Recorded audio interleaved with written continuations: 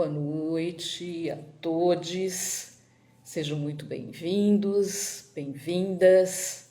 Estamos de volta aí com mais um ano de lives aqui do Diálogos do Lacaniano. E que bom estar de volta, que bom ter vocês aqui com a gente. Nossa live de hoje é Para que serve uma análise, que foi inclusive uma sugestão de uma pessoa que nos acompanha por aqui, e eu assim fiquei muito tocada pelo tema, né? Por ser um tema inclusive eminentemente clínico, né? Então, todos muito bem-vindos aí. A gente vai ver se a Ana Laura já está por aqui. Vamos ver, Ana Laura. Oi. A gente bota tudo direitinho, então na hora de entrar sempre dá alguma coisa. Gente, estava invertido, apareceu a porta. Eu falei, nossa, que engraçado. Assim deu certo. Porta, vamos se abrir. Mas não é o Felipe da Marisa Monte.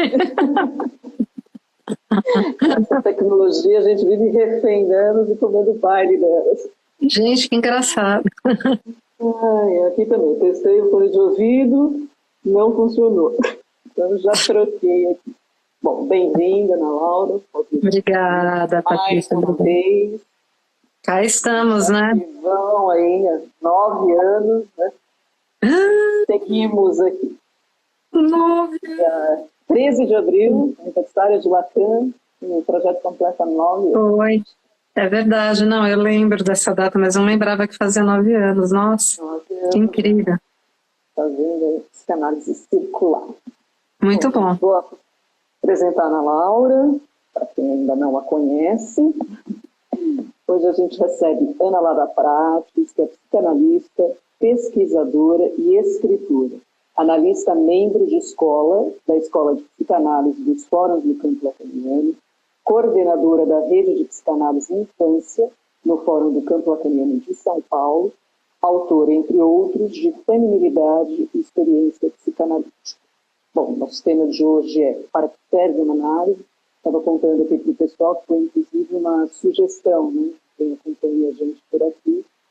E foi um tema que me causou até ser eminentemente clínico, né? Então, eu achei que tinha tudo a ver, abrir esse ano com esse tema. Vou fazer uma pequena aberturinha, na hora aí, já segue conversando.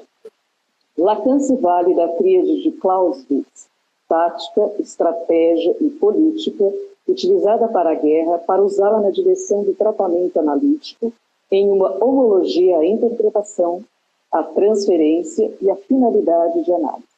Como bem diz Antônio Quiné, a partir do campo da linguagem e da função da fala, a tática da interpretação, a estratégia do manejo da transferência e política do falta-ser para o psicanalista. Ou ainda, de acordo com Contardo Caligares, uma análise serve para diminuir o mínimo possível o sofrimento neurótico e o sofrimento banal, ou seja, reduzi-los ao que é totalmente inevitável. Serve para tentar reorientar ou desorientar a vida da gente. Desorientar é uma maneira de orientar. Bom, então, bem-vinda. Prazer. Vamos partir aí para a primeira pergunta para a gente iniciar esse bate-papo. Bom, sabemos que nem todo analisante que procura uma análise é analisável. Só é analisável quem é capaz da transferência, ou seja, capaz de desenvolver com o analista uma neurose dita de transferência. Então, Ana Laura, eu te perguntaria, para a gente começar, quem procura uma análise e por quê? Essa pergunta é importante. Boa noite, Patrícia, boa noite a todas e todos que estão aqui, todos conosco.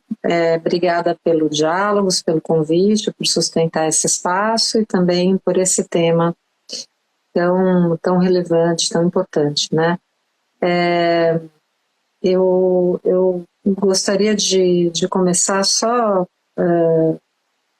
falando umas poucas palavras a respeito de algo que parece um tanto óbvio, mas que eu acho que lateralmente tem uma relação íntima com o que você está propondo que a gente converse essa noite, que é, no fundo, assim, o que é um psicanalista, porque eu acho que para responder para que serve uma psicanálise, a gente precisa voltar a essa questão, sobretudo nos tempos atuais em que a questão da formação dos analistas, tanto, por um lado, pela via do acesso à formação, né, da democratização do acesso à formação. A formação nunca é uma garantia, então não dá para dizer democratizar a formação em si mesmo, né?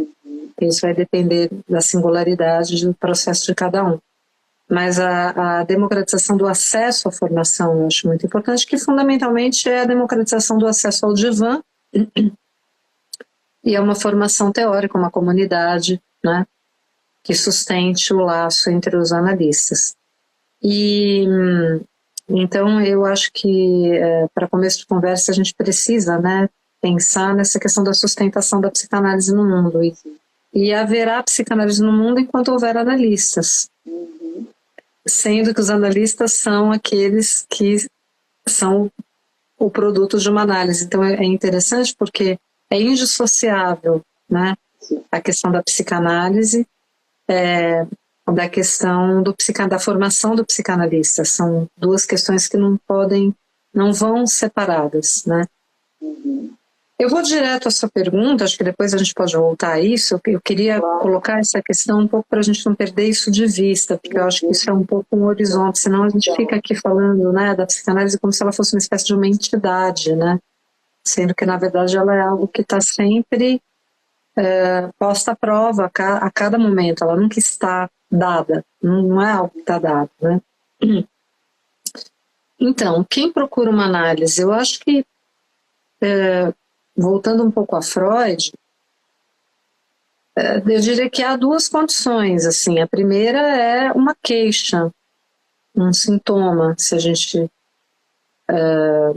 quiser usar um termo da própria psicanálise, que é um termo, na verdade, da medicina, mas que a psicanálise subverteu, criou uma acepção própria.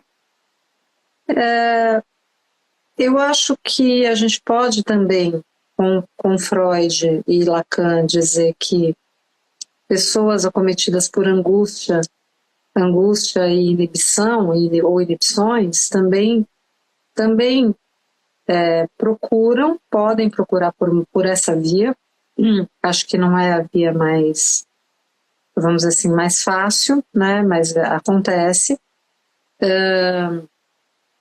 Embora, para que realmente haja uma análise, pode haver um pedido de ajuda, eu acho, né? Por uma angústia, por inibições, mas para realmente esse pedido de ajuda poder se formalizar, digamos assim, né, ganhar uma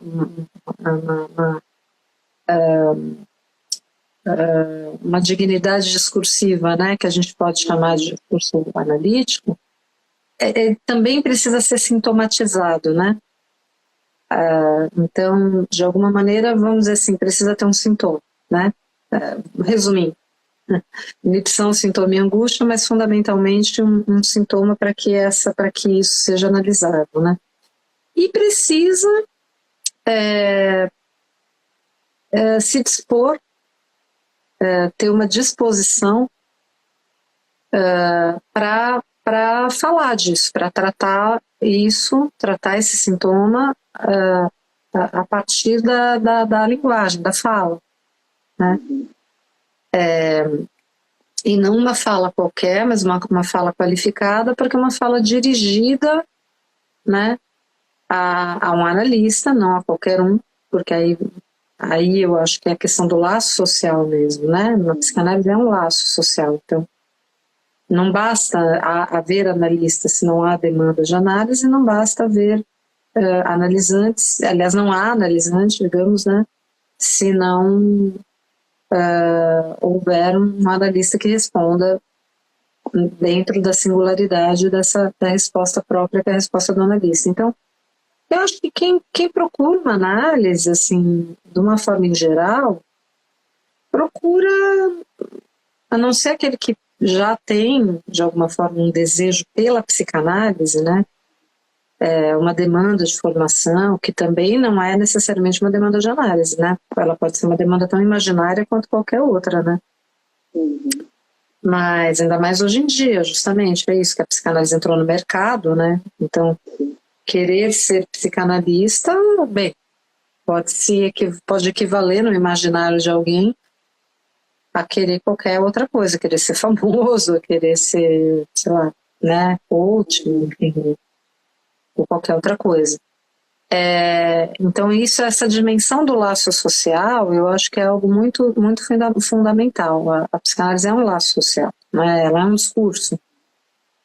Não existe o psicanalista assim em si, né? Ele existe na medida em que ele está ali nesse discurso, numa determinada posição, diante de quem está acometido por um sintoma, mas que, de alguma forma,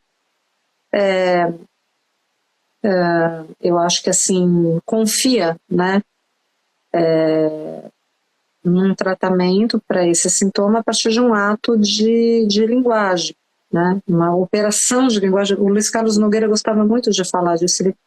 Ele falava isso assim de uma maneira que parece que eu escuto a voz dele assim no seminário da USP falando, sabe, assim, o encontro entre seres falantes, assim, parece uma coisa tão simples, né, quando você coloca desse jeito.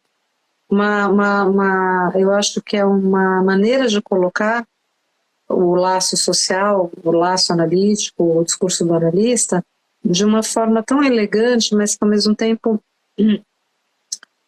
não deixa de ser rigorosa, né? Mas que humaniza, né? Que eu acho que dá esse caráter humano, o encontro entre dois falantes. Isso é um discurso, né? Então não é porque você está dentro de 4 paredes de um consultório bem mobiliado, né, todo bonito, com um divã chique imitando o divã do Freud, ou porque você está, né, decorando o seu consultório, sei lá de que jeito, ou porque o divã está voltado para a parede ou não, ou se, enfim.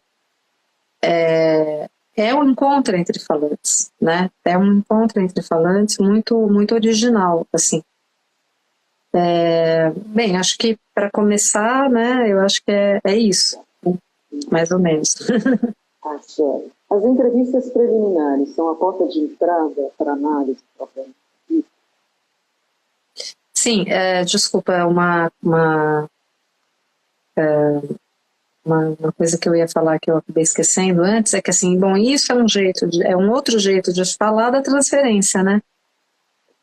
Que você citou na sua apresentação e que eu acho que é fundamental, quer dizer, não há análise sem transferência, né? Não é à toa que o Lacan coloca a transferência como um dos conceitos fundamentais. Então é muito interessante porque do começo ao fim de uma análise, o que está em jogo é o manejo da transferência, né? A gente não pode perder de vista isso. De uma certa maneira, é o que vai sustentar todo o processo analítico. Exatamente. E por isso que o final de análise, a entrada em análise é um momento crucial, um momento extremamente delicado, aí a gente já vai falar das entrevistas, mas o final da análise também. E isso eu posso testemunhar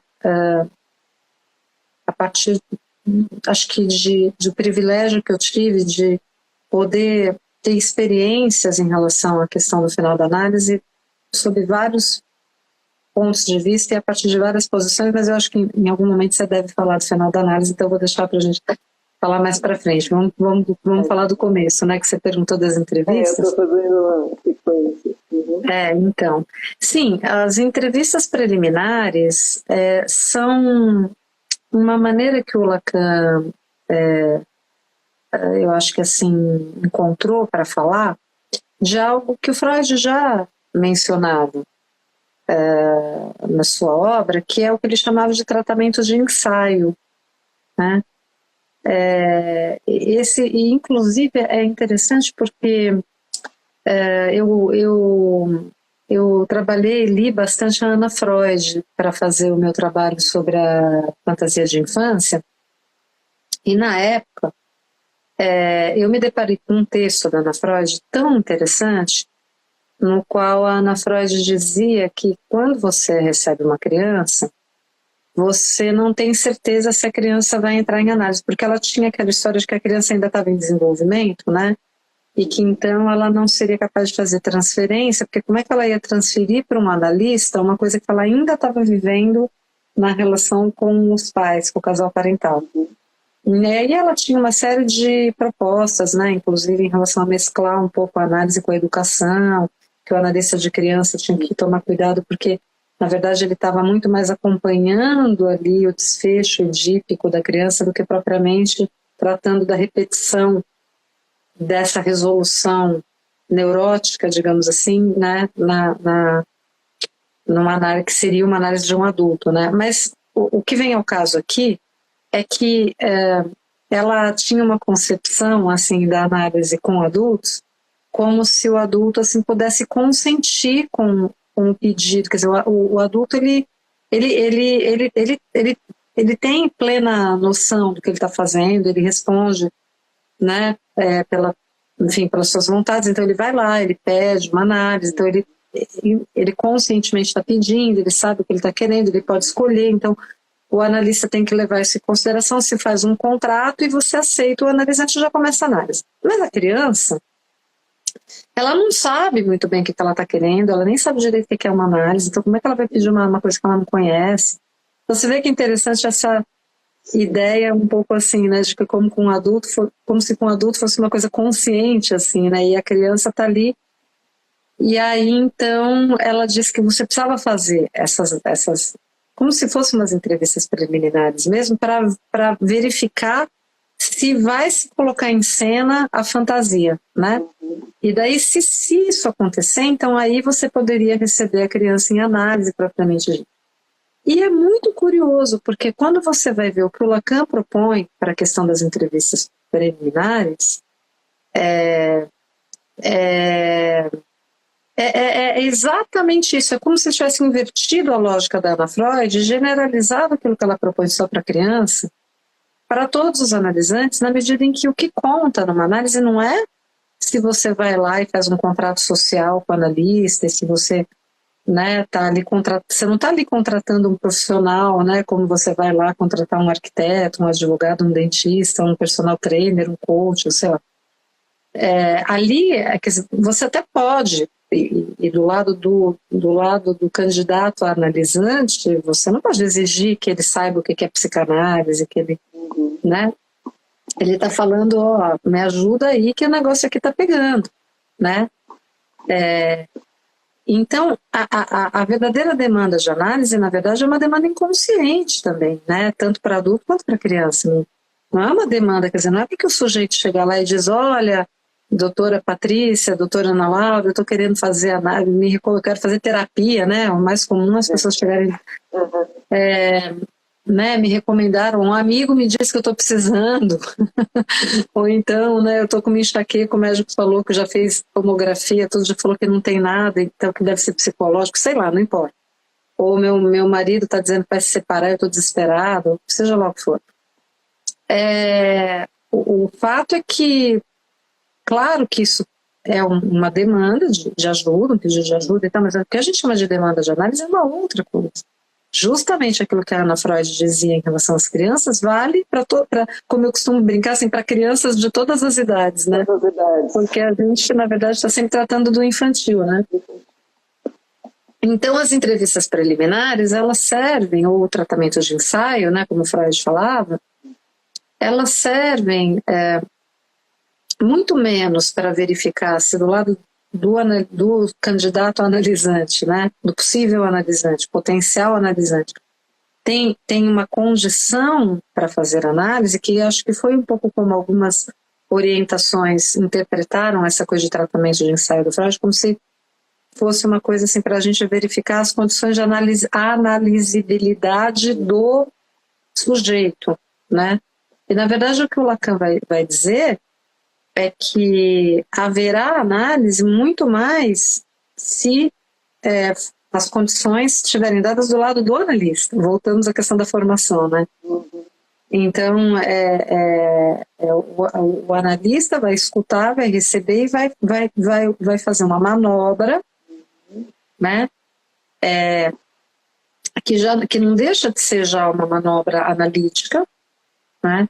Então, do lado do analista, o desejo do analista, ou seja, a análise está dada de entrada, né? Não é que você vai esperar o outro entrar em análise para você ser analista, porque se você não responder como analista, o outro não vai entrar em análise, né? Então, do lado do analista, isso já está dado, né? Quer dizer, a resposta é de analista, não é que você primeiro vai responder como psicoterapeuta, ou, né, ou primeiro você vai acolher, fazer um hold, ou dar uns conselhinhos, né? Ou sei lá, ou dar uma orientação qualquer, vocacional, aí depois, então, vamos começar na... Não, você já está respondendo como analista, o analista já está respondendo como analista desde a saída. Agora, o analisante, o candidato analisante é que precisa mudar de posição ali em relação à sua queixa. E aí eu acho que assim, é bem freudiano mesmo, assim, aquilo que a famosa questão que Freud faz adora, né? Qual que é a tua participação na desordem de queixas? E não é que a gente fala desse jeito para os analisantes, né? Não, mas que você tem a ver com... Às vezes eu até pergunto, mas que vantagem Maria leva, né? Que é o jeito brasileiro de perguntar o que o Freud deve ter falado em alemão para Dora, que eu não saberia dizer. Mas um pouco assim, né? E aí, Kiko, né? O que você tem a ver com isso aí? Então, a gente vai tentando, né? Tem gente que é mais refratário a essa provocação, né?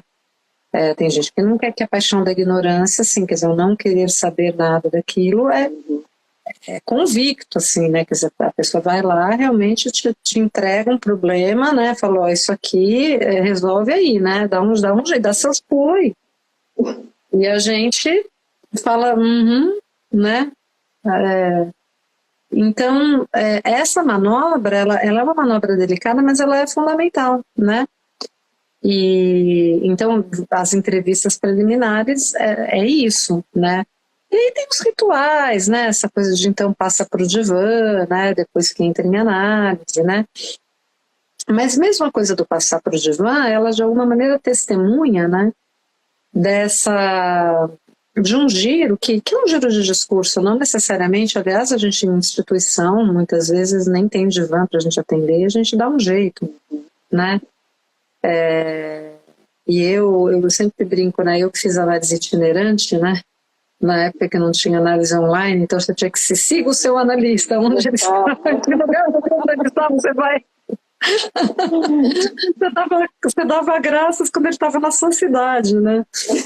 Mas assim, então eu, por exemplo, sou um analisante que já fiz sessões de análise nos lugares mais inusitados possíveis e imagináveis, assim, já fiz em espreguiçadeira de piscina, de hotel, olhando a lua, a sessão mais romântica da minha vida.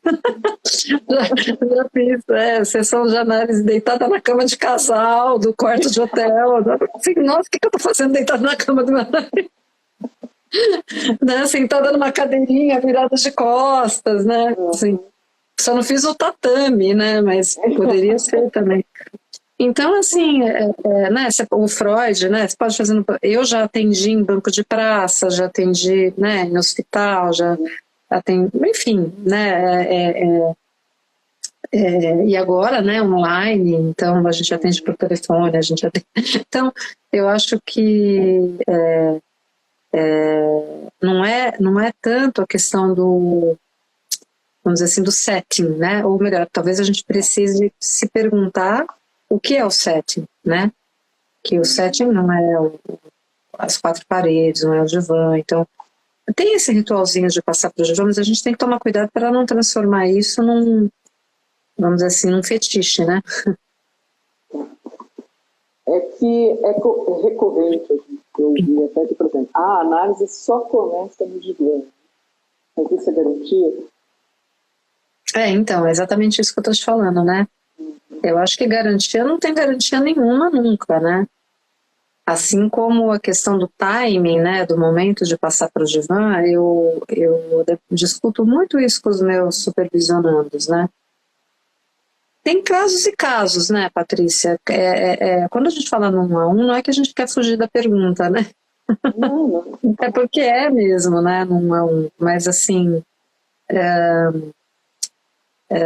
eu acho que tem alguns analisantes que têm uma abertura, né, para o discurso analítico, assim, já vem ali uma divisão subjetiva praticamente já, né, colocada, né, faz algumas entrevistas, as primeiras questões, pontuações, já abre para outra cena, o sujeito já vem e traz um sonho, né, ou já traz uma memória de infância, uma cena infantil, lembra de um negócio que ele mesmo fica assustado porque ele não lembrava daquilo que aconteceu quando ele era criança, ou vem uma palavra que faz com que ele se dê conta de algo. Enfim, e não tem mais por que você ficar ali nas entrevistas, né?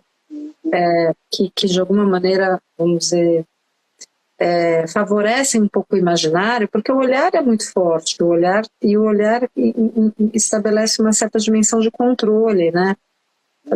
Principalmente o controle da resposta do outro. O Edgar Allan Poe trabalha isso na carta roubada do menininho que jogava para o ímpar e ficava olhando a cara do adversário para tentar calcular se ele ia jogar para mim. Então, o tempo inteiro tem esse cálculo. Quando você está frente a frente com... Mesmo que você não se dê conta, você está fazendo uma leitura das expressões, né? E tentando antecipar algo, e vendo se agradou, se não agradou, e tentando controlar, né? E então o Divan, ele corta isso, e ele faz com que se privilegie mesmo a fala, isso é muito importante. Então o Divan não é um acessório, ele não é só um móvel, né? Mas eu acho que a gente tem que tomar cuidado, como eu disse, para não fetichizar. Então, às vezes vai muito rápido, às vezes a coisa fica ali demorando tanto tempo e a pessoa não consegue sair da narrativa e não consegue sair do capítulo. Então a semana que vem eu continuo, a semana que vem aí eu lembrei, ou então a novela, né? Tá acontecendo, sei lá, a pessoa tá com um problema no trabalho, com uma questão de relacionamento, daí vem na próxima semana contando um novo capítulo da historinha e tal. E por mais que você tente fazer intervenções, dizer, bem, mas o que você acha? Mas você te lembra alguma coisa, né? Mas você já viveu outras vezes isso, né? Se a pessoa está lá contando a historinha, você fala, você tem sonhado, né? Você tenta curar de alguma forma aquilo, né? Assim, aí a pessoa, quem sabe a pessoa fala assim, ai, será que ela quer que eu sonhe, né? E daí o inconsciente começa a trabalhar, sei lá. Mas às vezes não, às vezes a coisa vai, já tem um ano, né, que você está ali recebendo, e isso é uma coisa que eu digo, né, acho que não é a primeira vez que eu comento isso aqui nos diálogos, acho que a gente já teve a oportunidade de falar sobre essas questões da direção do tratamento, que eu sou muito, eu lamento muito, né, a gente estar praticando, né, assim, majoritariamente, eu diria, por inúmeras razões que eu acho que a gente vai precisar um dia conversar sobre isso, até não sei, assim, provoco para quem sabe um dia fazer um diálogo sobre esse tema, que é a questão da análise uma vez por semana, né? Eu acho que esse é um ponto, assim, muito delicado, mas que a gente precisaria em algum momento conversar um pouco sobre isso, sabe, Patrícia? E aí a psicanálise uma vez por semana, né, esse negócio de uma vez por semana favorece essa historinha, né? Na próxima quarta, não sei que horas, na quinta às 8h30, eu vou continuar a narrativa, né? E isso também prejudica um pouco a coisa do corte, das sessões mais curtas, que acho que ajuda muito, né, a cortar essa narrativa. Bom, mas então, às vezes, a gente tem que inverter um pouco essa lógica. Às vezes a gente colocar a pessoa, o sujeito ali no divã, né? Às vezes é um forçamento, né? Às vezes a gente tem que aproveitar uma oportunidade de algum escorregãozinho, algum ato falho, algum negócio ali e falar, agora vai. Sabe? Um pouco uma aposta, assim, de que, quem sabe, a pessoa fica intrigada, vai querer brigar com você, ou se perguntar por que você pôs, e aí alguma coisa ali vai... Então é muito variado, né? Mas eu acho que o que a gente sempre tem que ter, é claro, eu volto a esse ponto, é que assim, o fundamental é é a originalidade do discurso do analista e o fato do analista poder sustentar esse lugar de semblante de objeto A, né? Ou seja, que o que agencia esse discurso, esse encontro entre falantes, para voltar ao Luiz Carlos Nogueira, é o analista respondendo a partir desse lugar de semblante de objeto A, o que torna possível, do outro lado, que apareça uma divisão subjetiva, ou seja, que se estericize o discurso, né? Do lado do analisante, quer dizer, que haja uma esterilização e que isso, então, faça com que com que as formações do inconsciente possam ser a via régia, né, do processo, né? Porque senão a gente corre o risco de cair numa psicoterapia mesmo, né? De cair numa conversa, um diálogo, né? Que é algo muito bom para nós, por exemplo, fazermos aqui, mas que não é dialogando que a gente faz análise, né? Sim. Aí eu queria trabalhar um pouquinho agora com você essa questão da queixa e do sintoma, né? O Lacan acredita que a demanda de análise não deve ser aceita em seu estado bruto, né? Mas deve ser questionada. Ele não acreditava em quem procurava uma análise para o famoso se conhecer melhor. Inclusive considerava que essa não era uma demanda de análise. Então, o que marca a entrada de um sujeito em análise? A queixa é clinicamente insuficiente para que se instaure o processo? Sim, eu diria para você que a queixa é insuficiente, né? O sintoma queixa, talvez ele seja uma condição necessária, voltando ao que a gente tinha falado antes, né? Uhum. Porque sem queixa, quer dizer, como é que você não vai bater na porta, né, das pessoas? Tem gente que diz assim, às vezes, eu já ouvi isso, você deve ter ouvido já também, né? Todo mundo precisava fazer análise. Nunca seria muito melhor se... Uma frase universal essa. Todo mundo precisava fazer análise, né? Mas o fato é que se não tiver queixa, não tem análise, né? Então, agora, então é necessário, né? Mas não é o suficiente, é exatamente isso que a gente falou, quer dizer, essa operação de entrada em análise, né, é uma operação que produz essa metamorfose no sintoma, né? Então, o sintoma queixa se transforma em sintoma analítico.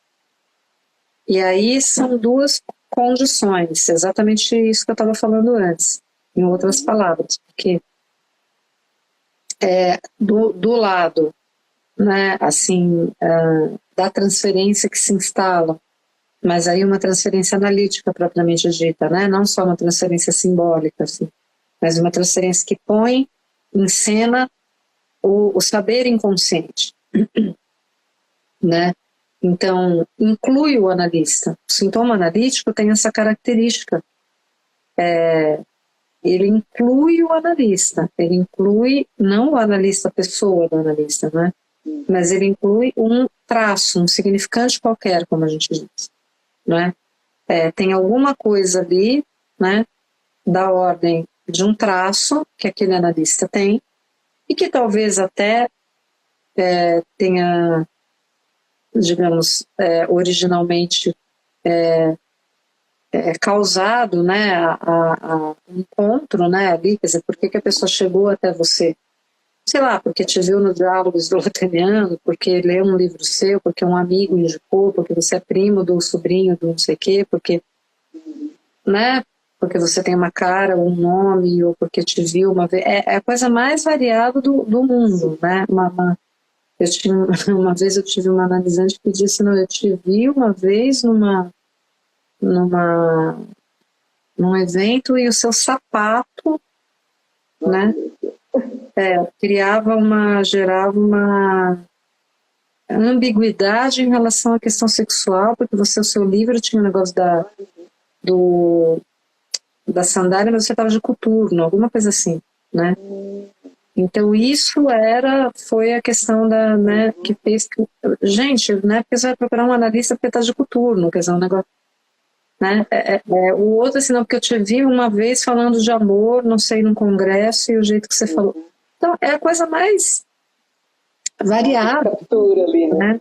né? Mas isso é o significante qualquer. Agora, tem alguma coisa que se opera ali, né? E que desse significante qualquer se engancha com alguma coisa que tem a ver com a fantasia, né? E aí, então, é que a gente pode dizer que realmente se estabelece alguma coisa dessa, que a gente chama da instalação do sujeito suposto saber, que é essa transferência num nível simbólico, não mais esse nível do, ela é foda, ou ela é amiga do fulano, né? Ou fez análise com o Beltrano, então, né? Ou fala francês, ou, enfim, né? Não é mais por essa via, né? Da questão imaginária, mas é pela via realmente da cena fantasmática que se abre aí, que de alguma maneira engancha alguma coisa da ordem de um traço, de um significante do analista. Então, isso é muito importante mesmo, né? Que a superação, né, possa acontecer de forma a que o sintoma queixa, então, possa, né, ser tratado, né? Porque o sintoma que é tratado é o sintoma analítico, né? E qual a importância do diagnóstico estrutural em análise? É esse diagnóstico que vai orientar na direção do tratamento, delimitar o campo de investigação e o lugar que o analista ocupa na relação prescrição? Essa pergunta, ela é crucial, assim, eu considero ela muito ética, inclusive, né, Patrícia, porque é importante a gente deixar muito claro que diagnóstico em psicanálise, eu vou voltar um pouquinho só. Claro. Eu acho que a psicanálise, ela vem de uma longa tradição clínica, né? Se a gente diz que a psicanálise é uma clínica, a gente não pode desconsiderar que para ser uma clínica existem algumas condições, nem tudo é clínica, não é tudo que é clínica. Então, para ser uma clínica, necessariamente precisa ter uma diagnóstica, um campo diagnóstico e um campo terapêutico, ou seja, tratamento. E uma fundamentação, né, epistêmica, vamos dizer assim, tanto que sustente a diagnóstica quanto a terapêutica. Por que eu digo isso? Porque não existe o diagnóstico em si e, e o tratamento em si mesmo, quer dizer, como se fosse um universal, assim, um essencial, ontológico, né? Acima do bem e do mal, nós temos o diagnóstico e nós temos o tratamento disso que foi diagnosticado. Não. Todo diagnóstico e toda proposta de tratamento se dá dentro de um campo. Isso é muito importante. Então, o diagnóstico analítico ele é realizado dentro de um campo, que é o campo analítico, psicanalítico, que é um campo que tem um fundamento epistemológico, tem uma concepção do sujeito, não é? E é dentro desse campo que você pode, então, fazer um diagnóstico a partir de alguns referenciais. Não existe o diagnóstico solto, assim, no espaço. O diagnóstico não é essencial, né? Ele não fala do ser do sujeito. Ele fala de uma determinada posição diante de de algumas balizas, de alguns critérios que foram estabelecidos pelo próprio campo. Né? Então, o diagnóstico em psicanálise, ele é estabelecido pelos próprios critérios da psicanálise. Então, ele só serve nesse sentido, e isso é radical, mas é absolutamente fundamental que a gente compreenda isso, né? Já que é para usar o significante servir, né, que deu o nome aí para o nosso encontro de hoje, o diagnóstico só serve, né, única e exclusivamente, o diagnóstico em psicanálise, para ajudar o analista a dirigir o tratamento. Ele não é uma etiqueta, ele não é um carimbo, né? Ninguém é psicótico, como se fosse uma questão assim, né, de ser, né? Nós estabelecemos, né, determinados critérios, no caso, a fora-oclusão do nome do pai, né, que é um operador clínico fundamental que a gente tem a nossa disposição, embora não seja o único, né? ou seja, sob vários aspectos clínicos, a distinção, por exemplo, entre neurose e psicose, que é o que a gente encontra mais frequentemente nos nossos consultórios, mas evidentemente também de perversão, sob muitos aspectos, vamos dizer assim, isso não vem ao caso, né? No aspecto, por exemplo, da questão da singularidade, do gozo, ou de como cada um vai se virar com aquilo que o causa, não importa muito, vamos dizer assim, né? Mas sob outros aspectos da direção do tratamento importa bastante qual é a posição do sujeito diante do nome do pai, né? Enquanto operador simbólico, né? Que estabelece, vamos dizer assim, algum tipo de amarração, né? Que a gente poderia dizer, ou de organização estrutural mais típico ou menos típico, né? E em sendo menos típico, isso traz algumas dificuldades diferentes, né, do laço social, diria até que talvez inversas, né, quer dizer, o problema do neurótico é que ele é tão típico, tão típico, tão típico, que ele não consegue sair da manada, né. E o problema dos sujeitos que não têm amarrações tão típicas, tão tipificadoras quanto essa que o nome do pai possibilita, né, talvez seja justamente que é tão singular, né, que ele tem dificuldade de se colocar num coletivo sem que isso crie alguns problemas, né, com os quais cada um tem que se haver da sua forma, né. Então, o diagnóstico ele é fundamental para a direção do tratamento.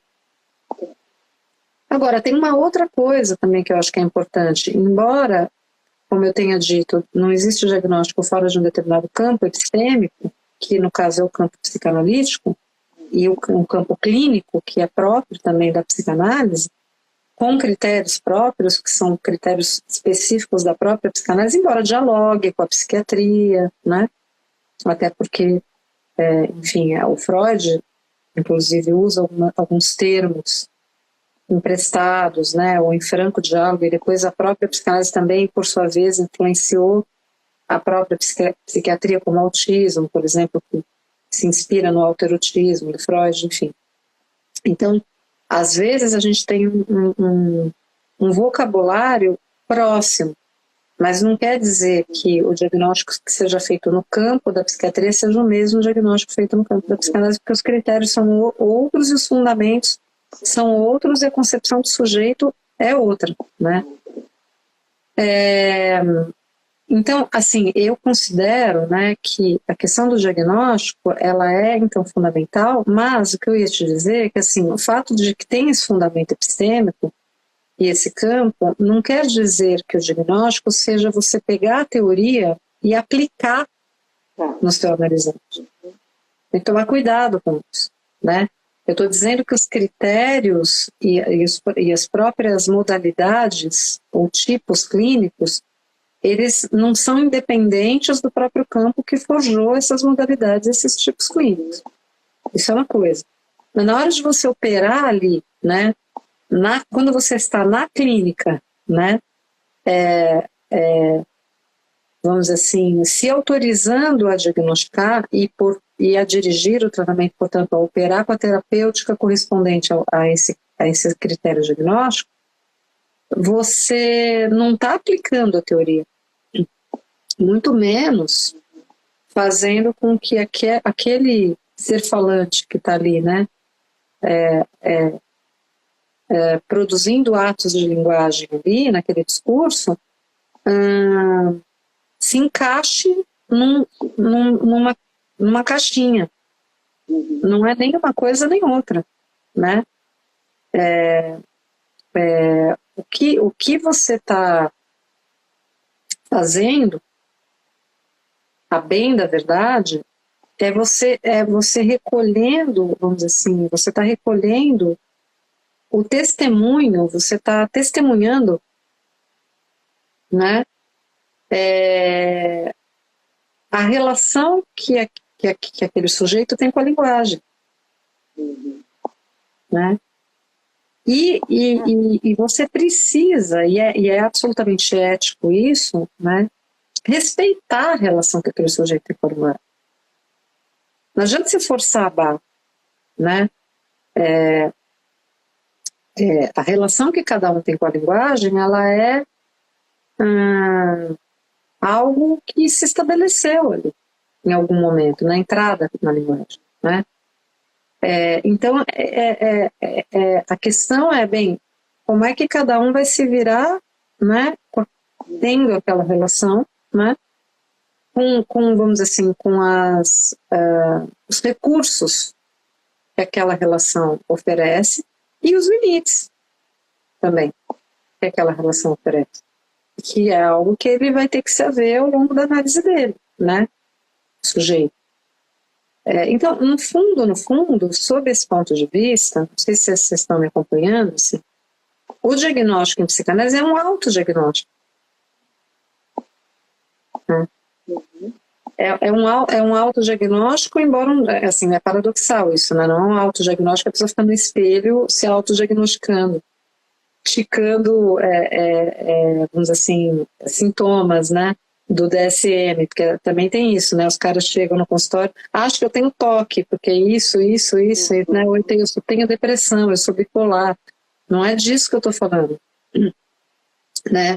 Que entrou no Google lá e colocou os sintomas, que nem a gente faz quando a gente a gente encontra alguma coisa errada no nosso corpo, a gente vai lá e joga no Google e eu acho que eu tô com câncer. Já vai no médico, fala que tá com câncer, né? Porque viu lá no Google que, né? Então, não é... É crucial e fundamental quando a gente recebe no consultório pessoas pedindo supervisão, né? Há uma urgência sempre no diagnóstico e de não fazer cabelo. Isso, exatamente. Então, assim, é um autodiagnóstico, mas é um auto hétero, né? Quer dizer, é o próprio sujeito que está transmitindo na relação transferencial, porque não tem diagnóstico fora da transferência em psicanálise, né? Eu brinco, Patrícia, que psicanalista, assim, quando passar do tempo, vai ficando igual sommelier, né? Igual sommelier, o chato do vinho, entende? Então, assim, o cara que você chama o cara para beber no bar, o cara já está querendo saber a safra, já está vendo o cheiro de pimentão assado, está sentindo os ares que vêm da Provence, em plena Vila Madalena, entendeu? Né? Das notas de não sei o que lá, enfim, né? E a gente tem que tomar um pouco de cuidado para não virar sommelier de gente, sabe? Assim, né? Porque tudo bem, é verdade que a gente desenvolve um faro, né? E a gente não consegue desligar o ouvido só porque a gente, né? Então tá bom, a gente vai, do mesmo jeito que a gente vai no cinema, né? E assiste um filme, e a gente já sai do filme querendo escrever, eu sou dessas, né? Já querendo escrever a coluna para o GG e passando a noite em claro, porque eu só fiquei pensando que aquilo, né, madres paralelas, sei lá, não sei se o Almodóvar estava pensando na divisão entre a mulher e a mãe, na relação, sei lá eu o que ele pensou quando ele fez isso, mas eu já saí ali, já, né, e já quis escrever, enfim. Do mesmo jeito, e aí tudo que a gente vai no concerto, né, e sei lá, e vai praticar esporte, eu já começo a imaginar ali que a relação com o corpo tem a ver com não sei o que lá. Tudo a gente começa, né, porque a gente está ali, a gente é psicanalista. Está elaborando, né? E o nosso referencial é esse, então claro que não vamos mentir, né, que é feio, assim. Não vamos mentir para a molecada.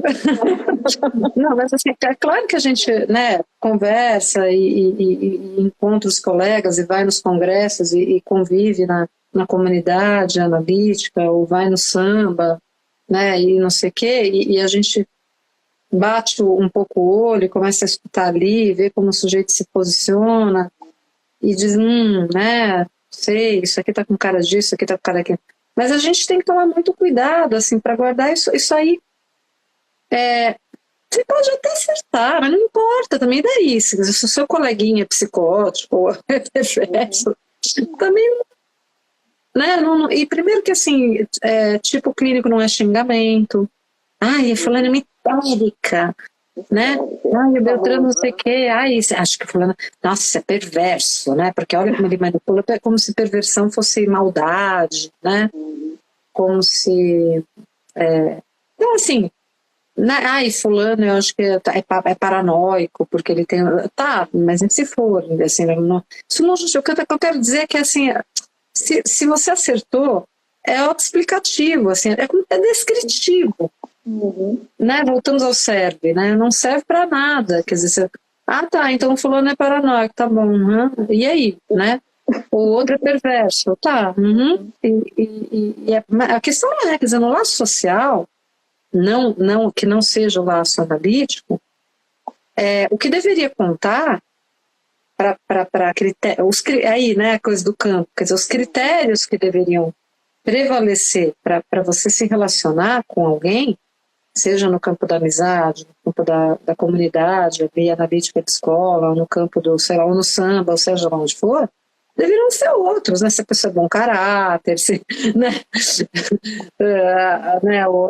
Enfim, a relação da pessoa com determinadas questões éticas, que talvez para você sejam importantes, né? Talvez até políticas, porque não, hoje em dia, então, né, virou um critério super fundamental a questão política. Então, é isso, quer dizer, não deveria contar, né, assim, claro, mas você pode dizer assim, mas às vezes o tipo clínico pode se traduzir, né, numa relação muito complicada de alguns sujeitos com dinheiro, com amor, com laço social, com amizade, daí realmente fica insuportável. Sim, mas fica insuportável pelas consequências, não porque, né, no seu caso, ali como amigo, como colega, como sei lá o que você não aceita, independente se o sujeito é isso, é aquilo outro, clinicamente, porque do mesmo jeito não pode servir como álibi, né, Patrícia? Porque também é isso, do mesmo jeito que serve como acusação, às vezes serve como álibi, né?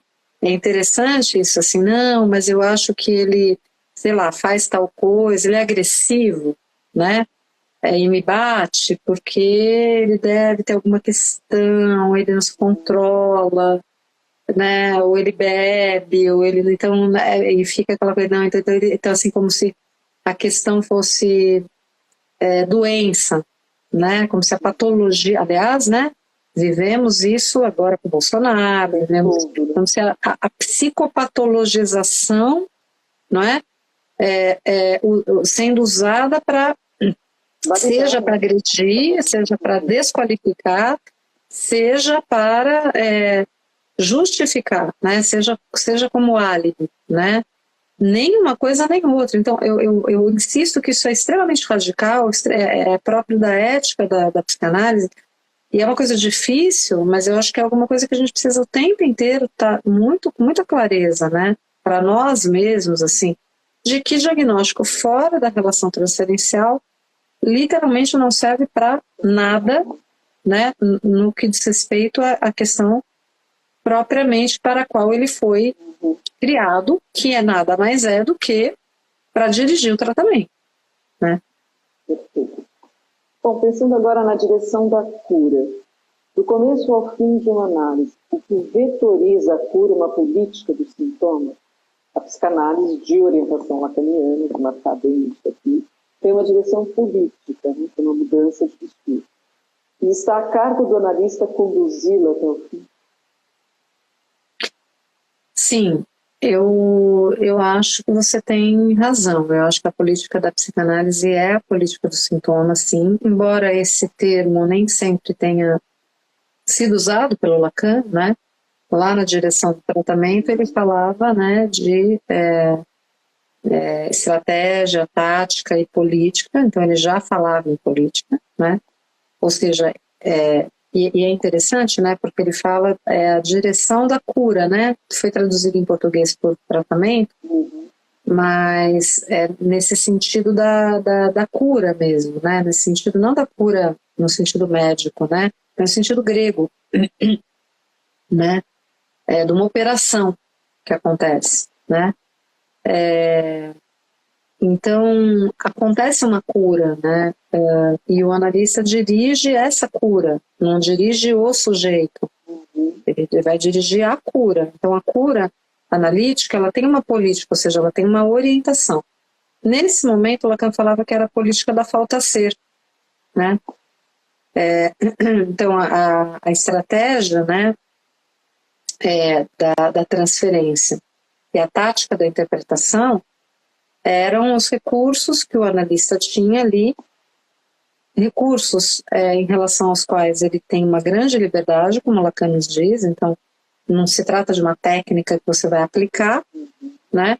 Mas se trata de uma, na verdade, é isso, de uma liberdade, né? Então, de uma inventividade, de uma criatividade, né? Por isso que eu fico muito mal impressionada assim, com o próprio lacanismo, às vezes, e criando novos estándares, né? Então, não são mais os estándares do Freud, mas são novos estándares que vão se ritualizando e, volto a dizer, vão virando fetiche, né? Então tem que fazer não sei de que jeito, o dinheiro tem que ser não sei como, a cobrança tem que ser não sei o que lá, não sei o que, não sei o que, quer dizer, vai virando um conjunto de regras lacanianas, né? Sendo que, na verdade, o Lacan, uma vez uma Marie-Jean Sorret, que é um psicanalista lá de Toulouse, muito, muito querido, né? Ele brincou, né? Acho que ele até escreveu isso num texto dele, que o analista pode até subir em cima da mesa e dançar cancan, né? Contanto que ele saiba O que está fazendo. Assim, por que ele está fazendo, o que está sendo visado ali, né? O que está sendo visado ali? Então, o desvio tático, como dizia Lacan, né? Que às vezes ele ia na janela e falava, fulaninha, tchau, né? Essas brincadeiras, essas coisas que ele fazia, que absolutamente ele não estava saindo da linha, né? E que vira meio anedótico, né? Essa coisa, mas é porque ele criou o estilo dele, ele tinha,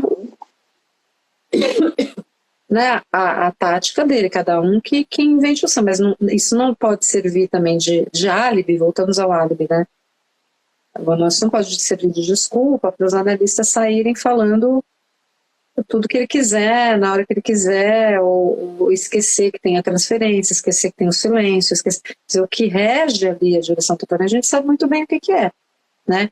Mas em alguns momentos a gente tem que lançar a mão de uma liberdade tática, né, para a gente poder, inclusive, fazer com que o sujeito volte para a análise. É isso que a gente quer quando a gente faz isso, né?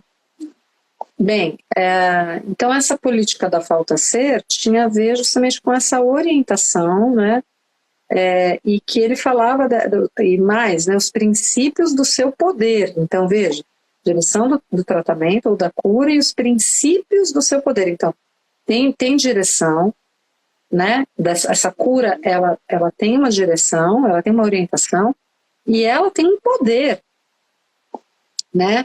Que depois, mais lá para frente, ele vai falar que é o poder dos impossíveis, né? Mas é uma relação de poder, a gente tem que tomar muito cuidado com isso, né, Patrícia? Porque a transferência, ela outorga um poder ao analista. E o analista tem que ser muito responsável, né, em relação a esse poder que o analisante dá para ele, né, mesmo que inconscientemente, né? Então, eu acho que esse é um ponto muito importante. Agora, voltando à política do sintoma. Então, mais lá para frente, aí o Lacan vai falar da política do sintoma, porque ele vai constatar exatamente o que a gente falou no começo, né? Que o que é analisável é o sintoma, né? Então, porque o sintoma, né, já indo ali mais para o final do ensino, quando ele, inclusive, começa a propor essa formalização topológica, né, borromeana e tudo mais, da inibição, sintoma e angústia com o real simbólico imaginário, né,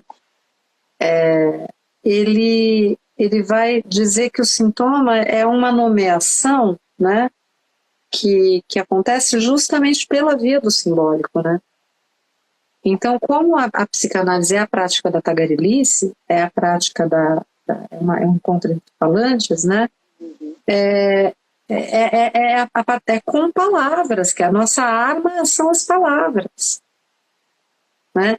E aquilo que é suscetível de ser tocado pelas palavras é o sintoma. né? Então, é através das palavras, né? E, portanto, através do sintoma que a gente vai conseguir, né?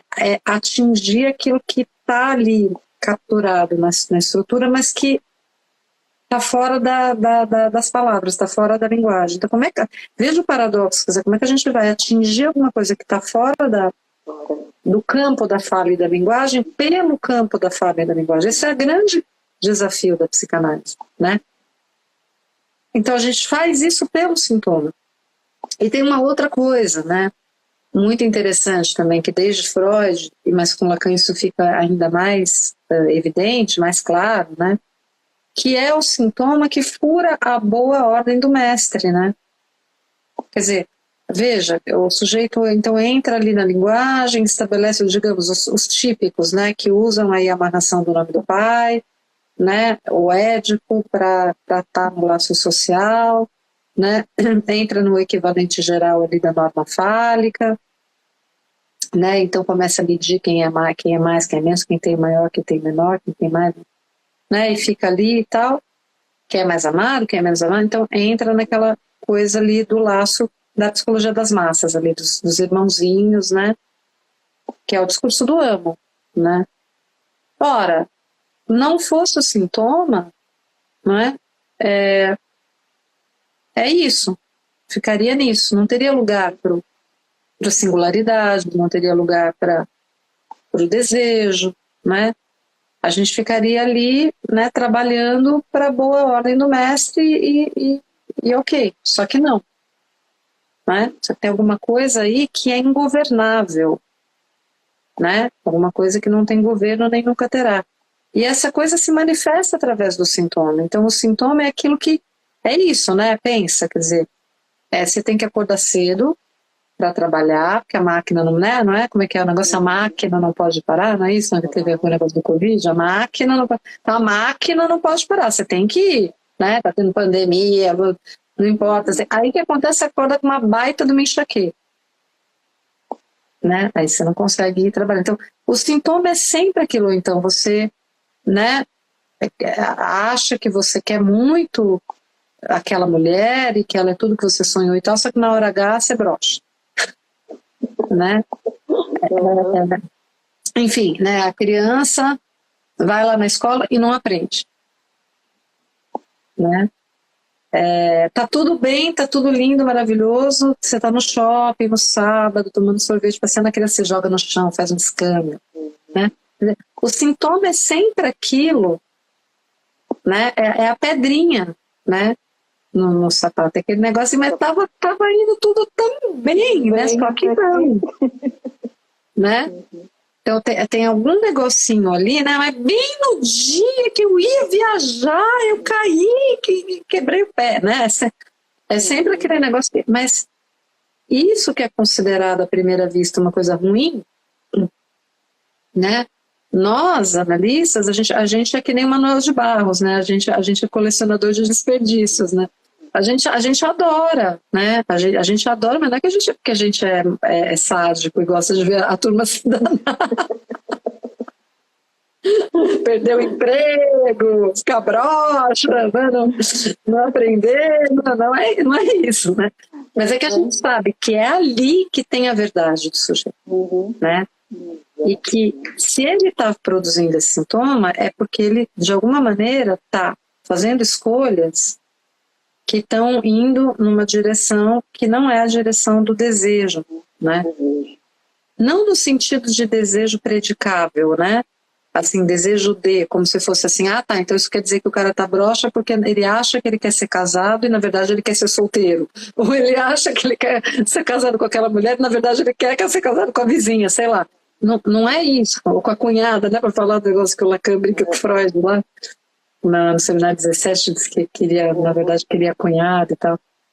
Enfim, não é isso, né? Não é que queria tomar, né, vinho ao invés de tomar cerveja e daí engasga. Não é nesse sentido. É no sentido do desejo em si, do desejo impredicável.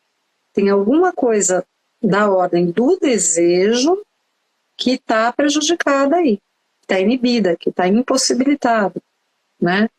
E aí é que o sintoma, então, dá notícias, né, dessa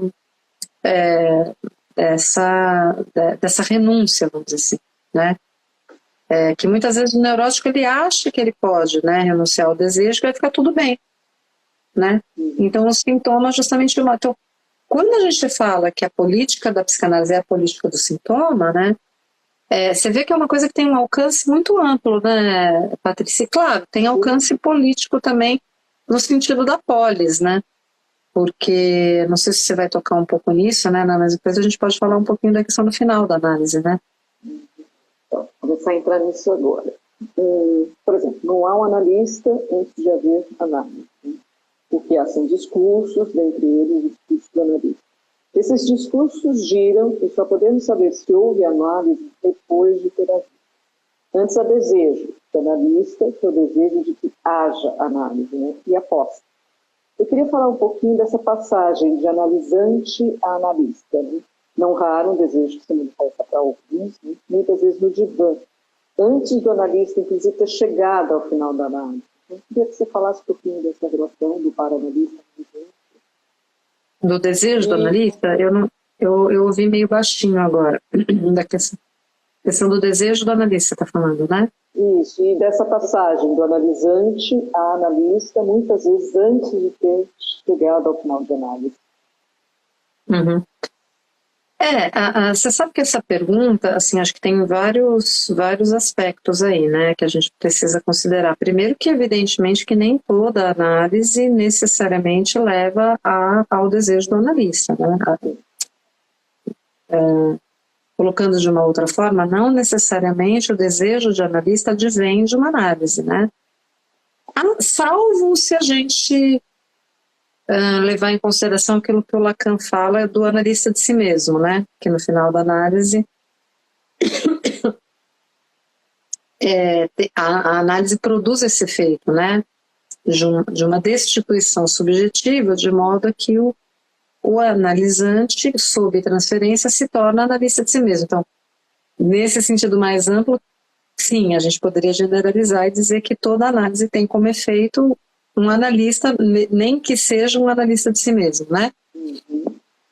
Agora, nesse sentido que você perguntou mais específico, de um analista que vai praticar a psicanálise, né, propriamente dita, eu diria para você assim que isso acontece, felizmente, porque senão não haveria analistas, né, mais no mundo, então ainda bem que isso acontece, mas é um pouco assim um efeito colateral, né? É curioso porque eu diria assim que algumas análises, né, produzem realmente esse efeito assim um pouco inesperado, porque não depende em nada, e exatamente isso que você falou, do fato de que lá na entrada a pessoa achava que queria ser analista, no sentido agora quase que da profissão, né, que é trabalhar com psicanálise, né, ou mesmo que, enfim, né, foi procurar um determinado analista porque achava que aquele analista ia garantir a sua formação, porque é alguém, sei lá, conhecido, tem determinadas funções, sei lá, importantes numa determinada instituição ou qualquer coisa do tipo, né? Então eu fazendo análise com aquele fulano ou com aquela fulana, ele vai me garantir que, né? Uma análise didática, digamos assim, né? Ou na IPA isso é formalizado mesmo, né? Na IPA é isso, ó, você vai fazer análise com a turma dessa listinha, que são os analistas didáticos, mas mesmo no nosso campo, que isso não é formalizado assim, nesse sentido, também o imaginário roda, né? Então não tem nada a ver com isso, porque às vezes é uma surpresa, às vezes a pessoa, um engenheiro, entrou lá na análise, nem nunca tinha ouvido, aí vai indo, e de repente você começa a se interessar por aquilo, aí vai atrás da formação, e de repente o cara começa a praticar a psicanálise mesmo, porque adveio o desejo do analista, né? E o desejo do analista, no fundo, é um desejo pela própria transmissão da psicanálise, né? É bonito a gente pensar assim, porque ele foi tocado de tal forma pela experiência e pela transformação que a experiência provocou nele, que ele, de alguma forma, quer fazer da sua vida isso, né? Ou seja, quer ser agente para outros sujeitos dessa mesma transformação que é o que faz com que a psicanálise siga existindo no mundo, né? Ela continuará existindo enquanto algumas análises produzirem esse efeito colateral, né? De alguns analisantes se despertarem, né, para esse desejo. Então, é interessante porque o desejo do analista é um desejo, não deixa de ser um desejo pela, vamos dizer assim, pela sustentação da psicanálise, né? A cada análise que a gente dirige, a nossa relação é com a psicanálise, né? A ética que nos sustenta, no fundo, se a gente for pensar, é uma relação com a psicanálise. É isso que sustenta a gente ali, né? Na direção do tratamento, vamos dizer assim. O Alberto Gayan, se você me permite até fazer uma pequena propaganda aqui, porque a gente está traduzindo o texto dele lá pela Larvatos, Prodel, que é um livro que chama Quand seul reste le mot, Quando Só Restam as Palavras, né? Um livro belíssimo, um colega nosso lá do Fórum de Bordeaux, né, na França, quer dizer, no Fórum da França, da região de Bordeaux, e ele fala uma coisa tão bonita. Eu venho trabalhando muito, Patrícia, inclusive no sábado eu fui lá no Fórum de Nova Iguaçu falar sobre isso, sobre essa coisa do amar e trabalhar, né, que o Freud falava no final da análise, né? Mas eu tenho feito uma leitura disso a partir dos discursos, para pensar um pouco exatamente nisso. O que é amar e trabalhar a partir do discurso do analista? Porque amar e trabalhar pode ser o discurso do amo, pode ser o discurso universitário, pode ser o discurso da histérica. Então, o que seria o amar e trabalhar depois de uma análise, né? Mas aí eu encontrei com uma observação do Alberto Gaia, meio por acaso, assim, tão curioso. Eu estava trabalhando isso, eu estava fazendo a revisão da tradução e achei essa frase dele. Ele diz assim: ao amar e trabalhar do Freud, o Lacan acrescenta o desejo de saber, que se produz no final da análise, que nada mais é, porque eu estou trabalhando no meu seminário também esse ano, um antídoto à paixão da ignorância, né? Porque o neurótico, ele não quer saber nada, não quero saber nada sobre isso, ele não quer saber. Ele não quer saber da castração, ele não quer saber do não há relação sexual, ele não quer saber que não há garantia, ele não quer saber que o pai não vai garantir porcaria nenhuma, ele não quer saber que a mãe também é uma mulher, ele não quer saber nada disso, né? E a análise, ela não deixa de ser uma experiência também de saber, né? Não naquele sentido que você tinha colocado lá no começo do ciclo Me Conhecer Melhor, né? Mas ela produz sim um conhecimento, né? Mas para além desse conhecimento que tem a ver com aquilo que te constituiu, né? Com as coordenadas que te constituíram, os significantes mestres, as identificações, as escolhas de objeto, né? As inscrições em determinadas modalidades de gozo, tudo isso, ela também permite que você, como o Lacan vai dizer, assim, cingir, né? Acho tão bonito isso, cingir algo do horror ao saber, né? Cingir, quer dizer, você permite que você de alguma forma possa escrever alguma coisa, né? Localizar a paixão da ignorância, né? E em que você localiza a paixão da ignorância, em que você cinge esse horror do saber, advém disso um desejo de saber, que veja que interessante, não é um desejo de saber no sentido assim, pode até ter efeitos contra-inibitórios também, assim, ou seja, você pode ficar mais inteligente, assim, no sentido de que facilita o aprendizado, porque, claro, a paixão da ignorância, se você fala assim, eu não sei mexer em celular, eu não gosto disso, você nunca vai aprender, né? Mas se você for lá e tiver paciência, né? Eu não sei topologia, não sei, não me mostra o novo romeano, né? O horror, né? Assim, aí você fala assim, pera um pouquinho, né? Deixa eu te mostrar, olha, o que é nó, o que é enlace, o que é isso, né? Então, não é cingir o horror ao saber pode até ter como efeito, um dos efeitos, com criança isso é notável, né? Sim. Criança, de repente, vai ser bem na escola, é um milagre, né? Mas com adulto também acontece, né? Mas não é disso que eu estou falando. Quando eu estou falando do desejo de saber, é uma coisa muito mais importante, que é o desejo desde o saber. Não é o desejo de, eu quero muito saber agora, terminei minha análise, estou querendo saber de tudo, né? Não, é um determinado saber, que é o saber que tem a ver com esse saber da castração, quer dizer, a gente pensando que no discurso do analista o saber está localizado no lugar da verdade. Qual que é a verdade? Não existe a verdade, né? A única verdade é essa de que não há relação sexual, de que não há garantia, de que não há complementariedade, de que não há o outro que responde, que não há o pai todo-poderoso, não é? Então, esse saber que a análise possibilita, né? Que é esse saber no lugar da verdade, desde esse saber você pode sustentar um desejo decidido, que pode inclusive ser o desejo do analista. Só que o desejo, né, Patrícia, é uma coisa, a noção de desejo é uma das noções, acho que mais populares, assim, da psicanálise, e uma das mais difíceis, porque ela é muito anti-intuitiva. A gente usa a palavra desejo num sentido muito corriqueiro na linguagem comum, né? Ou é no sentido meio sexual, desejo, né?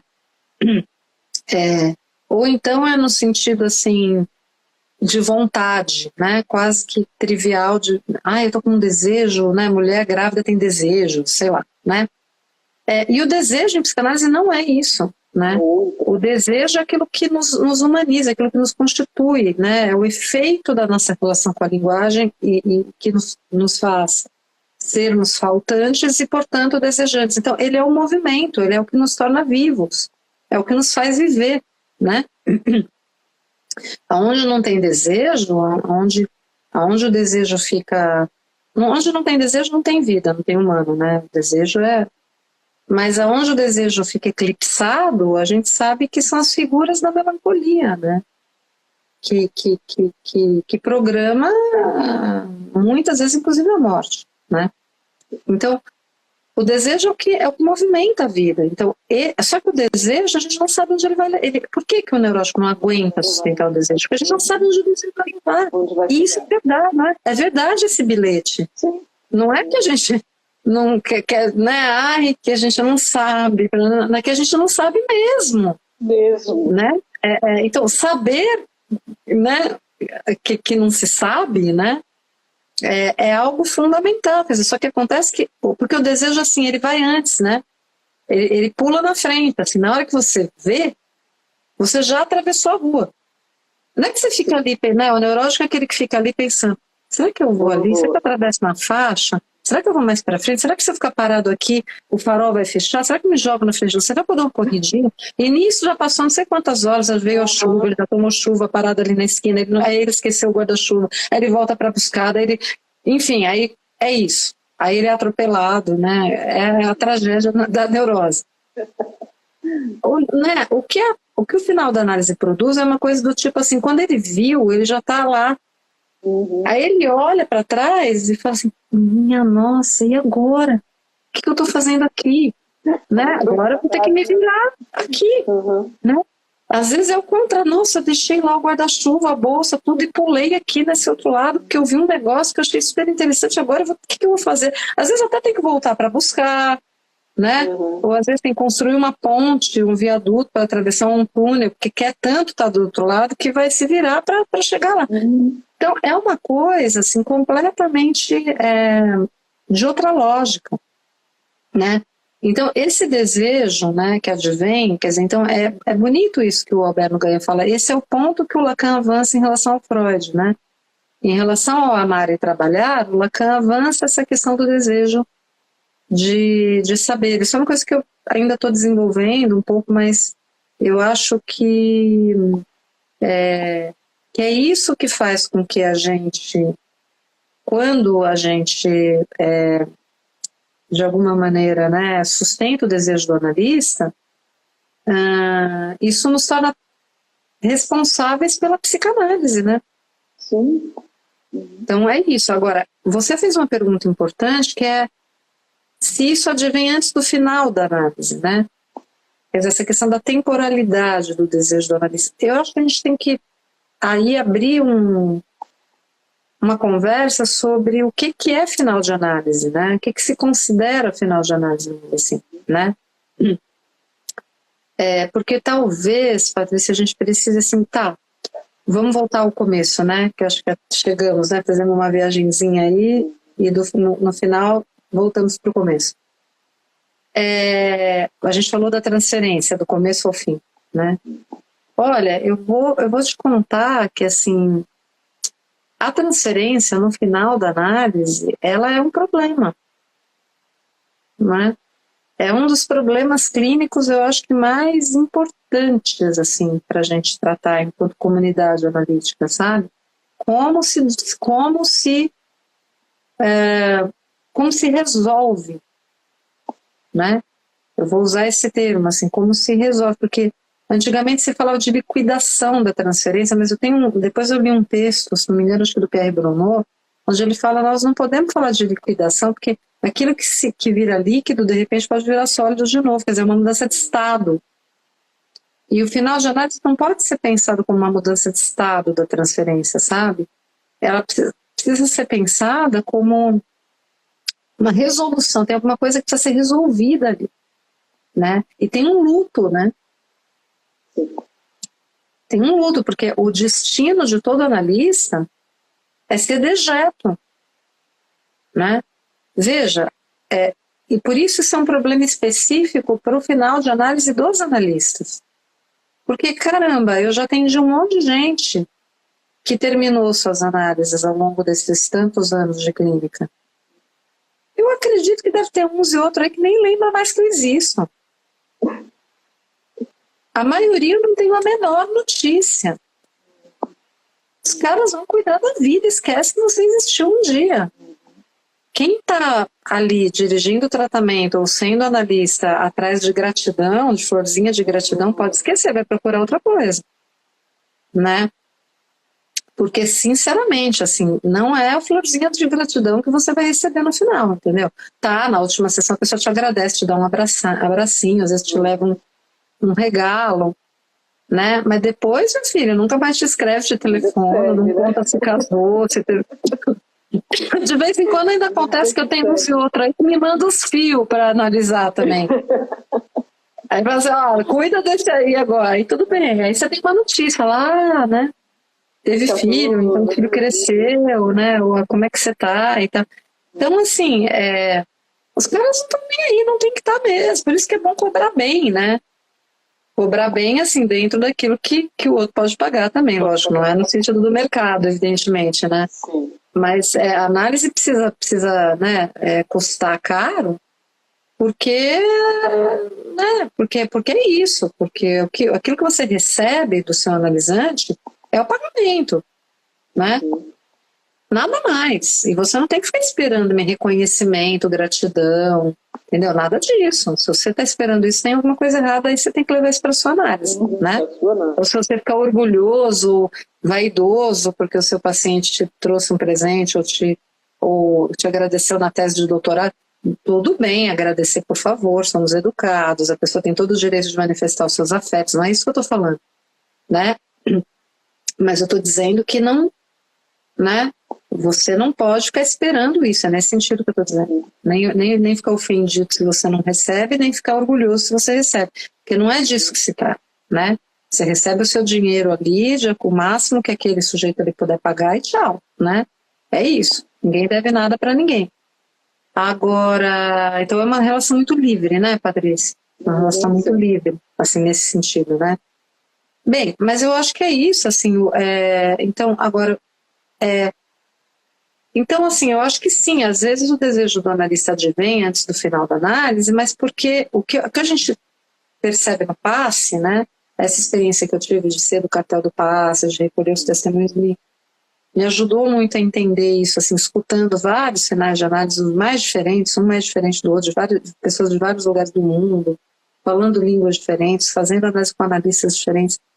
O que eu fui percebendo é que, às vezes, assim, é isso, assim, veio ali o desejo do analista, o sujeito já trabalha como analista, às vezes está na escola, a maioria das vezes está na escola e tal, mas alguma coisa ali da relação transferencial, de alguma forma, ainda permanece, né? Então eu acho que tem dois efeitos colaterais que a gente precisa cuidar, né? Um é infinitizar isso, né?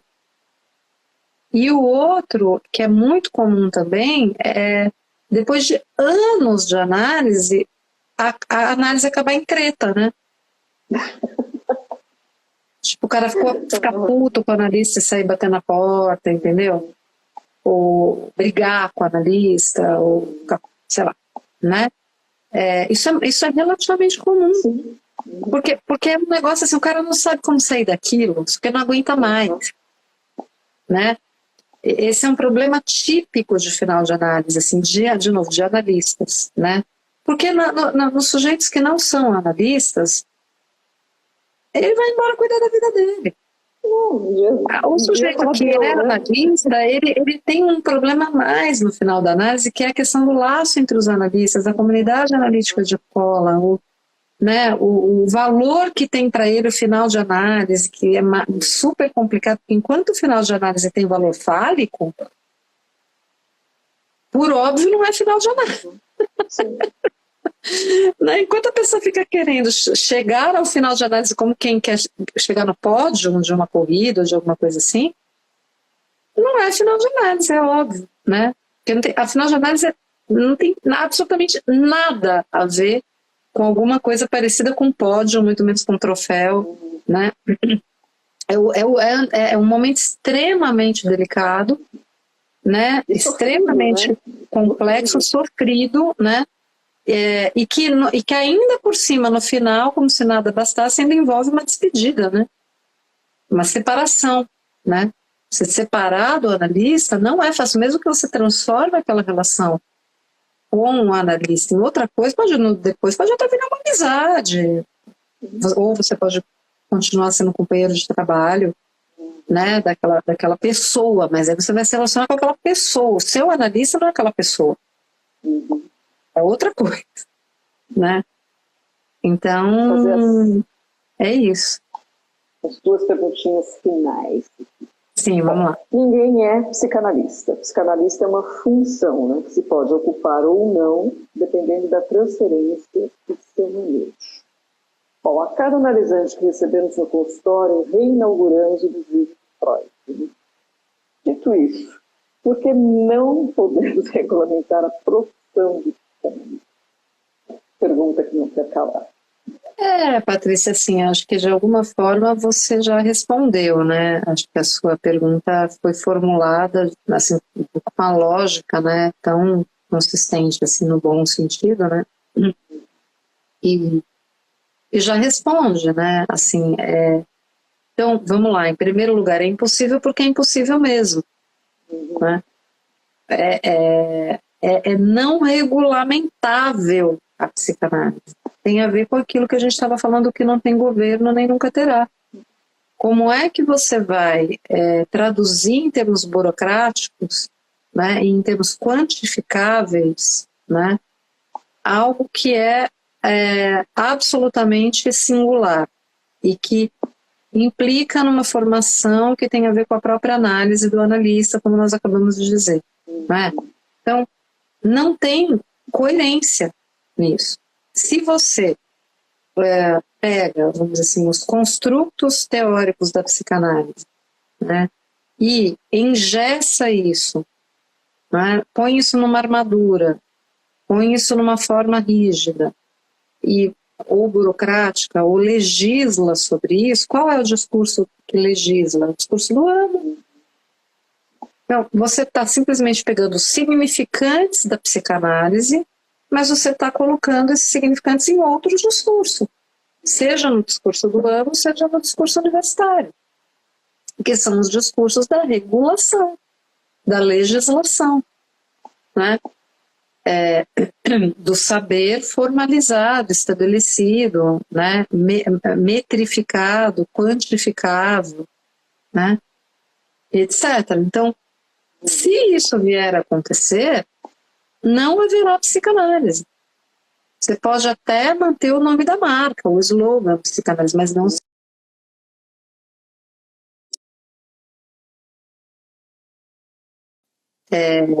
Não é que a gente não quer regulamentar, né? No sentido assim, de que a gente tem alguma implicância com a regulamentação, com as leis e tal. É que a psicanálise ela precisa de condições de possibilidades mínimas para que ela possa exercer a especificidade e a originalidade do seu discurso. Se ela não tiver essas condições mínimas de possibilidade, ela simplesmente não acontece, né? E uma vez que ela seja regulamentada, né, ela não responderá mais a essas condições mínimas de possibilidade. Ela terá se tornado outro discurso. Não será mais a originalidade do discurso do analista, né? Então, muito menos, né, se ela for regulamentada por normas do mercado. Aí, então, a gente tem um problema a mais, né? Que é o problema dela virar mercadoria, numa espécie de prateleira, né, onde você vai escolher ali o seu produto, se você prefere coach, se você prefere, né, notas de pimentão assado, se você prefere cheiro de fruta silvestre, você nada contra, né? Os vinhos estão ali no mercado e você deve procurar o sommelier de estimação para, no meu caso, eu sou super privilegiada que eu tenho meu irmão para me orientar, então eu estou sempre com um vinho bom em casa, né? E adoro, né? Mas é isso. Agora, quando você está falando de psicanálise, você não pode colocar ali, né, no mercadinho de fórmulas da felicidade, né? E eu acho, né, Patrícia, que essa questão, a gente não vai entrar nisso, senão a gente vai fazer outra live, mas assim, a questão só de deixar bem claro para todo mundo e tal, que até porque isso fica registrado, de repente depois outras pessoas ouvem, né, não só as pessoas que estão ouvindo a gente agora, né?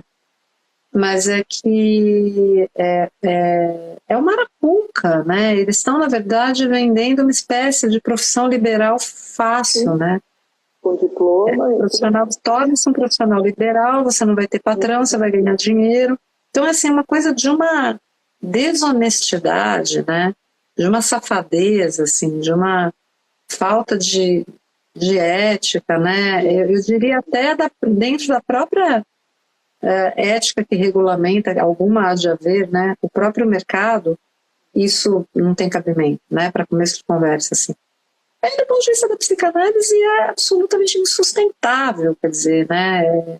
Isso não vai ser psicanálise nem aqui nem na China, e essas pessoas que vão sair desses cursinhos aí, eles terão sido enganados, porque na hora do vamos ver, quando eles começarem a receber os analisantes, isso não se sustenta. Não se sustenta, né? Então, procurem, né, uma formação continuada, né, que é como a gente chama formação analítica, com seriedade, né? Assim, existe um consenso entre a comunidade analítica, mais ou menos assim, quais são as condições mínimas de possibilidade para um analista se formar, né? E fundamentalmente a própria análise, né, Patrícia? Então, assim, antes de mais nada, procure um analista, né? Eu acho que a gente tem condições, assim, de verificar, né? Hoje em dia, eu acho que é possível, né? Você mais ou menos ter acesso, né? Assim, acho que de uns tempos para cá, a oferta da psicanálise vem, felizmente, se tornando muito mais acessível, democrática, né, aberta. Então, não é fácil, né? Tudo que parecer muito fácil precisa ser visto com desconfiança, né? Chegamos à última. O papo é excelente. Bom, psicanálise na cultura. A psicanálise ela não está descolada da cultura, né? Ela está inserida nela, né? Então, quais os desafios da psicanálise na contemporaneidade? E eu vi uma pergunta rolando aí, que foi a única que eu consegui enxergar. A pessoa perguntou se o capital cultural ajuda para quem procura uma análise.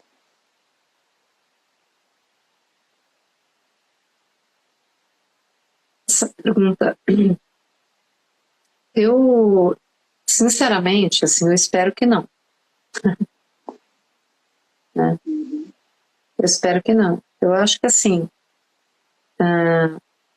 o capital cultural, eu acho que ele tem facilitado, ao longo da história do movimento analítico, o acesso ao discurso da psicanálise, não ao discurso analítico, né? Quer dizer, evidentemente que a psicanálise surgiu numa classe média, né? Ali, né, de Viena, assim, então depois ela foi, né, se expandindo e tal, e teve uma vocação popular importante ali no Entre Guerras, depois acabou prevalecendo como uma prática mais elitista, né? Embora em alguns lugares ela tenha se tornado bastante democrática também, né? Como na Argentina, por exemplo, né? Mas, assim, em alguns momentos históricos na França também, aqui no Brasil um pouco mais tarde, mas também, né, entrou em instituições e tal. Mas eu acho que, assim, para a experiência analítica propriamente dita, acho que isso é totalmente prescindível, assim, né? Eu já atendi sujeitos das mais diversas classes sociais, das mais diversas origens. Então, o capital cultural, assim, no sentido da cultura formal, né, eu acredito que não, né? O inconsciente não tem nada a ver com isso, tem nada a ver com classe social, não tem nada a ver com, né, cultura no sentido da norma culta ou da cultura ou da formação formal, assim, universitária, acadêmica, nada disso, né? Agora, a sua pergunta, né, Patrícia, assim, eu acho que aquilo que Lacan fala de intenção e extensão, né, realmente é indissociável, né? É moebiano mesmo, quer dizer, essa figura da banda de Moebius que a gente passa, né, é uma face só, né, não são duas faces, né? A gente vai andando ali e vai... É imperceptível quando a gente está dentro e quando a gente está fora, porque não tem dentro e fora, na verdade, né? Então, eu acho que a psicanálise está na polis, ela é um discurso, né? E ela tem efeitos. A psicanálise ela participa dos debates, né? Desde a sua origem. Ela participou do debate com a ciência, ela participou do debate com a educação, né? Depois ela participou do debate sobre a guerra, ela participou do debate sobre as questões econômicas, sobre a democracia, ela participou dos debates sobre a questão dos movimentos de libertação da mulher, do movimento de maio de 68 na França, né? Então, assim, e vem participando, né, de todos esses grandes acontecimentos aí, né, de passagem de século, né, do século XX para o século XXI, né, todo o debate em relação à questão da sexualidade, né, ao binarismo, ao patriarcado, ao racismo, né? Então, as questões de gênero. Então, a psicanálise, ela sempre está ali dialogando, né, a partir da especificidade do seu discurso, né, mas ela sempre está em conversa com os outros, ela faz parte da polis, ela está na cidade dos discursos, vamos dizer assim, né. Então, eu considero que ela é uma grande criação humana, né. Eu espero que ela sobreviva durante ainda muito, muito tempo. Eu espero que ela sobreviva aos desafios do século, né? Nós estamos entrando na terceira década do século XXI, com muitos problemas que nós herdamos do século passado, que não foram resolvidos, né? Acho que quem esperava, né, assim, um grande amanhecer, né, anos 2000, assim, né, a nova era de Aquários, né, onde tudo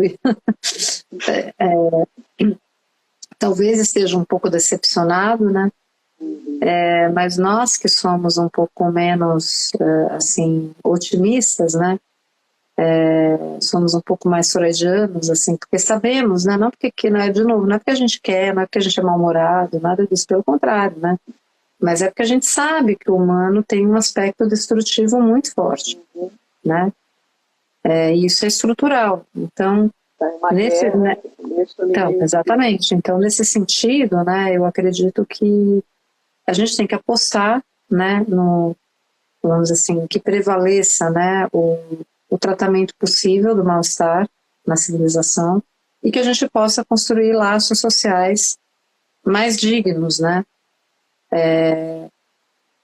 E eu acho que a psicanálise, ela tem essa vocação, e eu acho que esse era o desejo de Freud, certamente era o desejo de Lacan, que ela participe mais amplamente, além da clínica propriamente dita, que é fundamental, porque sem isso não há psicanalista, como a gente inclusive disse antes, né?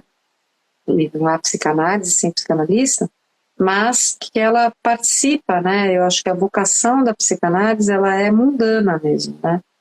Ela tem uma vocação, assim, de participar, né, vamos dizer assim, de um movimento, né, de renovação, de reconstrução dos laços, de sustentação, né, de uma aposta, vamos dizer assim, né, no tratamento simbólico dos conflitos, né, na arte como criação, na política como arte, né, de gerenciar as discórdias, né, num novo amor mais digno, num amor que não seja servil, que não seja, né, que não submeta o outro, o corpo do outro, né, ao seu modo de gozo, não um trabalho que não seja escravizado, que não escravize, né, que não explore, né. Então, tudo isso, eu acho que é absolutamente compatível vamos dizer assim, né, com as consequências, digamos assim, de uma análise, né. É claro que nada substitui o divã, né, mas que se a gente pode levar as notícias do que a gente recolhe no divã para a polis, né, por que não fazê-lo, né? E por que não poder tornar a psicanálise mais acessível também, né? Para que não para aquela não voltando àquela brincadeira, né? Não que para todo mundo faz, não que todo mundo tenha que fazer análise, como alguns outros falam, né? Mas para que qualquer um que queira fazer análise possa ter acesso, né? É diferente, né? Não, Laura, Então, agradeço esse passeio. foi muito gostoso, a gente fica conversando se deixar. Que pena que eu não estava com vinho, senão aí que ia mesmo. Aí vai embora, né? Vi que o Luiz aqui passou por aqui, não sei se ele está aí ainda. Que legal. Vou conversar com ele a semana que vem. Queria fazer indicação para o pessoal sobre esse livro aqui. A gente vai conversar sobre ele na próxima quinta-feira. E agradeço demais aí por mais essa volta. Muito bom, muito bom. Estamos sempre aqui. Seguimos, né? Como eu gosto de dizer, seguimos. Teve muita gente guerreira aqui. Teve bastante gente que está aqui ainda. Seguiram firme. Muito bom. Então, boa noite, gente. Boa noite. Obrigada, Patrícia. Até a próxima. Até a próxima. Tchau, tchau.